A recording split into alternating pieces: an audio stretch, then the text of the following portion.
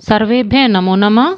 मैं मोनिका तालियान आज की वीडियो में संस्कृत वल्लरी के 10वें पाठ का अभ्यास कार्य करा रही हूँ। इसमें एक पदेन उत्तरत, एक पद में उत्तर दिए गए हैं। इससे पहले वीडियो में मैं आपका पाठ समझा चुकी हूँ, आप उस वीडियो को भी देख लीजिए, क्योंकि जब आप अपने पाठ को अच्छे से समझ लेते हैं और उसके बाद कोई अभ्यास कार्य करते हैं तो वह आपको समझना आसान हो जाता है। इसके प्रश्न देख लेते हैं। एक पद में जो आपको उत्तर देने हैं, भूपते किम नाम आसीत। भूपति यानी राजा का क्या नाम था? उत्तर है आपका मायादासः। मायादास। मायादासस्य भवने कहा आगच्छत। मायादास के महल में या भवन में कौन आया था? मुनि। मुनि आए थे। कहा पिपासिया आतुरः जाता। कौन प्यासा हो गया था या प्यास से व्याकुल हो रहा था? उत्तर है आपका भूपति यानी राजा। निरपाहा काम करणेन अस्पर्शयत। राजा किसको हाथों से स्पर्श करता है या राजा ने किसको अपने हाथों से स्पर्श किया? उत्तर है आपका पुष्प मंजरीम यानी फूलों की जो कलियों का गुच्छा था उसको वह अपने हाथों से छू लेता है। मुनि कस्य पुरतः प्रत्यक्षम अभवत। जो मुनि थे वो किसके सामने प्रत्यक्ष हुए? इसका उत्तर है नरपते यानी राजा के। इस प्रकार ये आपके एक पद में, या आप इनको बहुविकल्पीय भी कह सकते हैं कि ये आपके बहुविकल्पीय प्रश्न थे। अब दूसरा प्रश्न है पूर्ण वाक्य ने उत्तरत। पूरे वाक्य में उत्तर दीजिए। भूपति मुनिम किम वरम अयाचत। जो राजा है वह मुनि से क्या वरदान उन्होंने मांगा? इसका उत्तर है मया स्पर्शमानः पदार्थः सोवर्णः भवन्तु। यानी मेरे द्वारा जो स्पर्श किए हुए पदार्थ है वह सोने के हो जाए। इति। इति माने इस प्रकार। भूपति मुनिम वरम अयाचत। जो राजा है उन्होंने मुनि से वरदान मांगा। मेरे अनुसार जो सही उत्तर मुझे लगता है वह मैं यहाँ पर लिख रही हूँ। इससे अतिरिक्त यदि आपके शिक्षकगण, शिक्षिका या शिक्षकगण यदि कोई उत्तर कराते हैं तो आप उनको ही करेंगे। खा में देख लीजिए। वरम लब्ध्वा मायादासः किम आकरोत। वरदान को पाकर मायादास ने क्या किया? वरम लब्ध्वा मायादासः गृहे स्थितानि वस्तूनि अस्पर्शयत। वरदान को प्राप्त करके मायादास ने जो उसके घर में स्थित यानी जो वस्तुएं थी उनको छुआ। फिर आपका भूपतिना स्पष्टा मंजरी की दर्शी जाता। यानी राजा के छूने से जो भोर थी या कलियां थी वो किस प्रकार की हो गई? उत्तर है आपका भूपतिना स्पष्टा मंजरी सुवर्णमयी जाता। राजा के स्पर्श करने से जो कलियां थी वह सोने की हो जाती है। मायादासः मुनिम प्रणम्य किम प्रार्थयत। मायादास मुनि को प्रणाम करके क्या प्रार्थना करते हैं? हे मुने कृपया दत्तम वरम निवारयतु इति। मायादास मुनि से प्रार्थना करता है कि हे मुनिवर कृपया दिए हुए वरदान का निवारण कर दीजिए। यानी कि जो आपने मुझे वरदान दिया है उससे मुझे छुटकारा दिलाइए या वह वरदान आप वापस ले लीजिए। इति माने इस प्रकार। मायादासः मुनिम प्रणम्य प्रार्थयत। इस प्रकार मायादास मुनि को प्रणाम करके प्रार्थना करते हैं। मुनि मायादासम किम उपायम आकथयत। मुनि मायादास को क्या उपाय बताते हैं या मुनि ने मायादास को क्या उपाय कहा? उद्यानात जलम आनिय। यानी बागीचे से जल लाओ। तेन जलेन सिक्तानि वस्तुनि पूर्व अवस्थायाम एव भविष्यन्ति। तेन। तेन यानी उस जल के छींटों से जो वस्तुएं हैं वह पूर्व अवस्थायाम यानी पहले की ही अवस्था को जैसी वह थी वैसी ही भविष्यन्ति हो जाएंगी। इति उपायम मुनि मायादासम आकथ्यत। इस प्रकार का उपाय मुनि मायादास को बताते हैं। यह आपके पूर्ण वाक्य में उत्तर थे। अब जो आपका तीसरा प्रश्न है इसमें बताया गया है रेखांकित पदम आधृत्य प्रश्न निर्माणम कुरुत। रेखांकित पदों के आधार पर आपको प्रश्न निर्माण करने हैं। यहाँ पर आप देखेंगे ये आपका सत्कारेण, पुत्रीम, शोकेन, ये आपके सभी रेखांकित पद हैं। लेकिन आप इनको कैसे सही कर सकते हैं? सबसे पहले तो आपको अपने वाक्य की हिंदी देखनी चाहिए, क्योंकि हिंदी से ही आप अपने प्रश्न को बहुत आसानी से बना सकते हैं। और यदि आपको हिंदी भी समझ में नहीं आ रही है तो फिर आपको अपने शब्द रूप की ट्रिक पता होनी चाहिए, जो आपके इस मोनिका तालियान चैनल की प्लेलिस्ट में, जो संस्कृत की इजी ट्रिक की प्लेलिस्ट है, उसमें मैंने शब्द रूप और धातु रूप को इजी ट्रिक के माध्यम से समझाया हुआ है। आप उन वीडियो को देखकर भी ये कार्य करना समझ सकते हैं। वैसे मैं यहाँ पर समझा देती हूँ। नरपति तम मुनिम सत्कारेण अतोष्यन्त।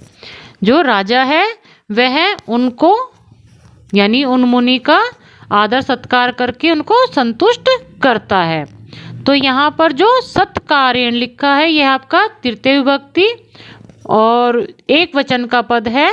तो आप अपने किम सर्वनाम, जब भी आपको अपने प्रश्न निर्माण करने होते हैं तो किम सर्वनाम के शब्द रूप आपको आने चाहिए।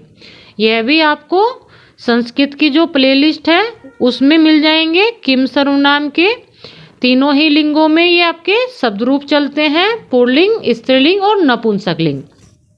जिस लिंग का और जिस वचन का आपका पद होता है उसी लिंग और उसी वचन का आपको किम सर्वनाम से शब्द रूप प्रयोग करना होता है। उससे अलग भी आपके कुछ अव्यय पद होते हैं, उनका भी आप प्रयोग करते हैं प्रश्न निर्माण में। तो आप इनके लिए आपके चैनल की प्लेलिस्ट में संस्कृत व्याकरण से जो प्लेलिस्ट बनी हुई है वहाँ पर आपको बहुत सारी वीडियो मिल जाएंगी। आप उन वीडियो को देखकर ऐसे प्रश्न निर्माण करना बहुत आसानी से सीख सकते हैं। तो यहाँ पर सत्कारेण के स्थान पर केन आप प्रयोग करेंगे, बाकी शब्दों को आप एज इट इज लिख लेंगे। नरपति ही तम मुनिम केन अतोष्यन्त। जो राजा है वह उस मुनि को किसके द्वारा संतुष्ट करता है। मायादासः पुत्रीम अंके उपवेश्यति सम।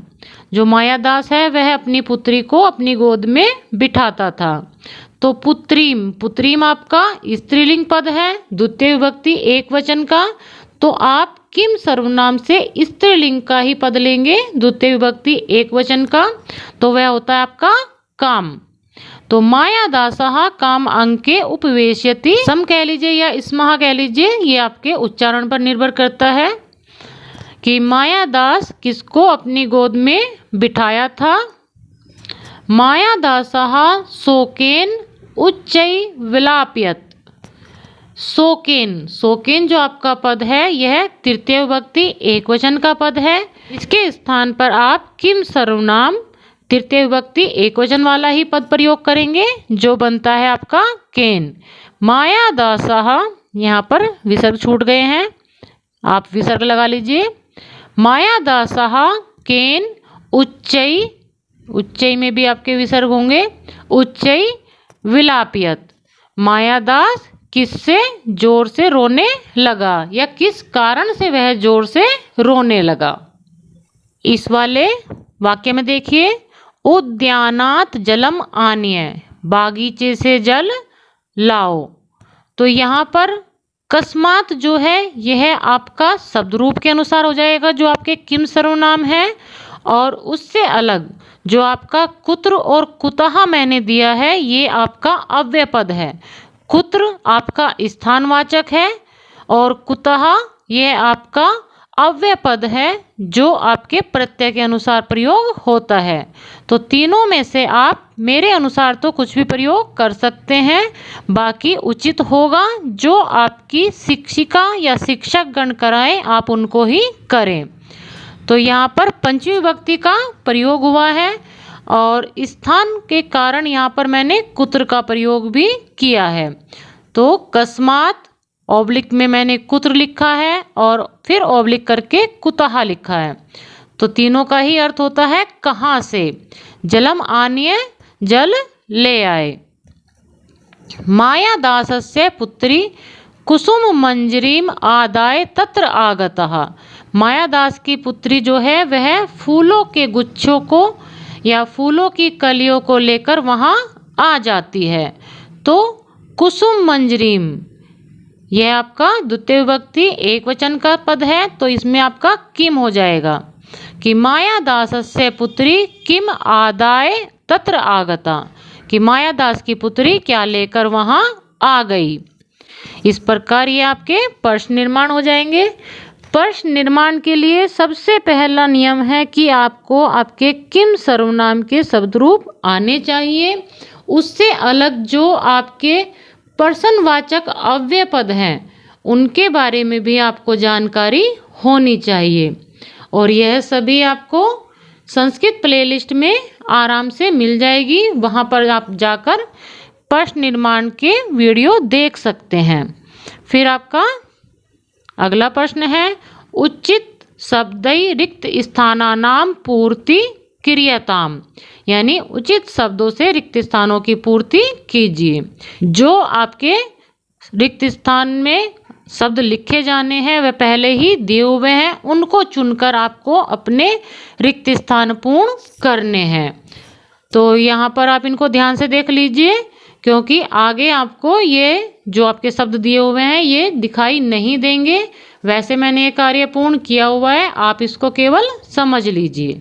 सहा मुनि अंतर्ध्याना अभवत, वह मुनि अंतर्ध्यान हो गए। ये आपके रिक्त स्थान वाले वाक्य मैंने पूर्ण किए हुए हैं। तेन स्पृष्टम जलम अपि सुवर्ण पिंडम अभवत, उसके स्पर्श से जल भी सोने का पिंड हो गया। मायादासः शोकेन उच्चै आरुदत, मायादास शोक से जोर से रोने लगा। मुने नरपते पुरतः प्रत्यक्षः अभवत, जो मुनि थे वह राजा के सामने प्रत्यक्ष हो गए। तेन जलेन सिक्तानि वस्तूनि पूर्व अवस्थायाम एव भविष्यन्ति, उसके जल से या जल के छींटों से जो वस्तुएं हैं वह पूर्व अवस्था में हो जाएंगी। मायादासः उद्यानात् जलम आनयत, मायादास बागीचे से जल ले आया। राजकुमार्य अपि, क्योंकि हमारे शब्द में ही अपि शब्द जुड़ा हुआ था, इसलिए मैंने जो यहाँ पर आपका अपि शब्द लिखा है उसको कट कर दिया है और आपका पद राजकुमार्य अपि जीविता अभवत, राजकुमारी भी जीवित हो गई। इस प्रकार ये आपके रिक्त स्थान पूर्ण किए हुए हैं। आपका पांचवा प्रश्न है यथा निर्देशम उत्तरत, जैसा निर्देश दिया जा रहा है उसके अनुसार आपको उत्तर देना है।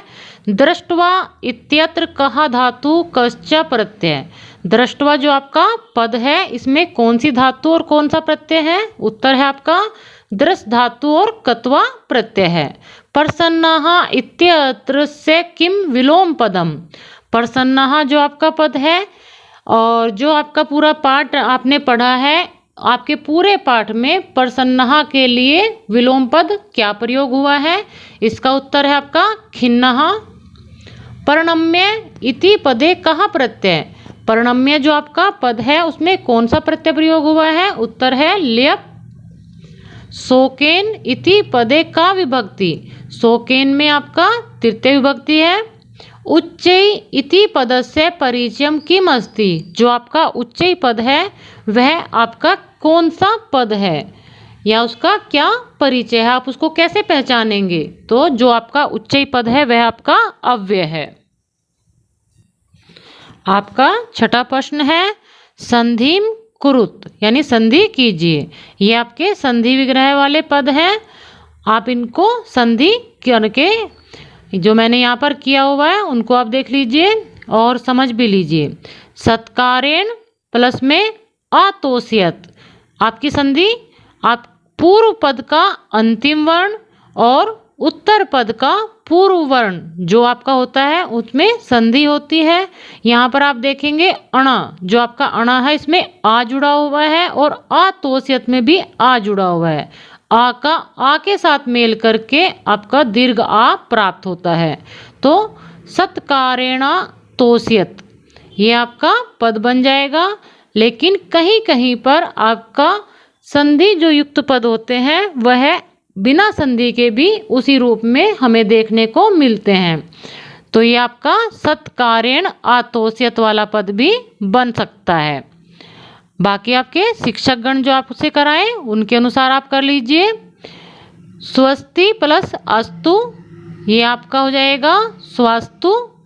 स्वस्ति प्लस अस्तु में आपका पद बनता है और स्वस्थ अस्तु भी ये इस प्रकार से हो सकता है, क्योंकि आप देखेंगे स्वस्ति में इकारांत है और आगे आपका आ जुड़ा हुआ है, तो ई और आ मिलकर आपका या हो जाता है और जिस पर आपकी ई की मात्रा होती है वह आपका हलंत्य यानी आधे रूप में आपको मिलेगा।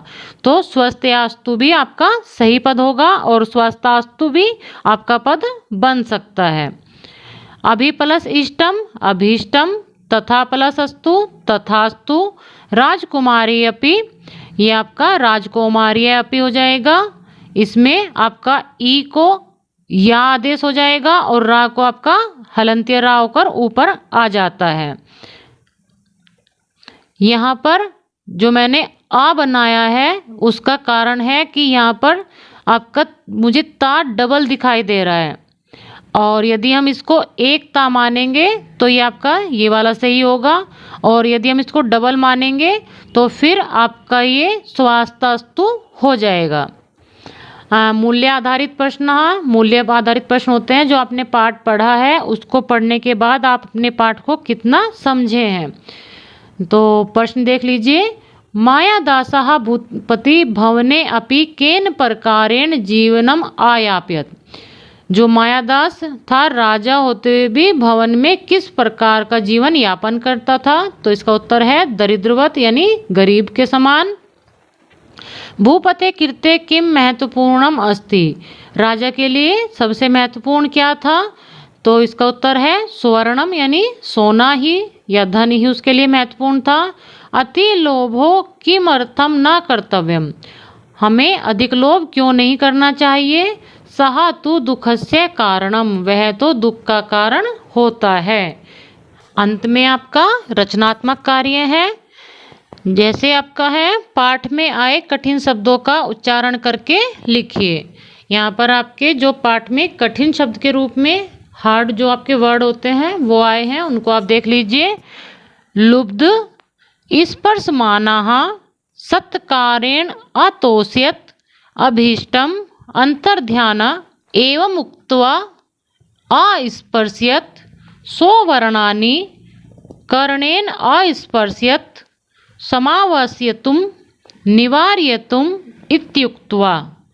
इस प्रकार आप इनका एक बार उच्चारण करेंगे और फिर आप इनका लिखित में अभ्यास करेंगे और अपनी उत्तर पुस्तिका में भी लिख लेंगे।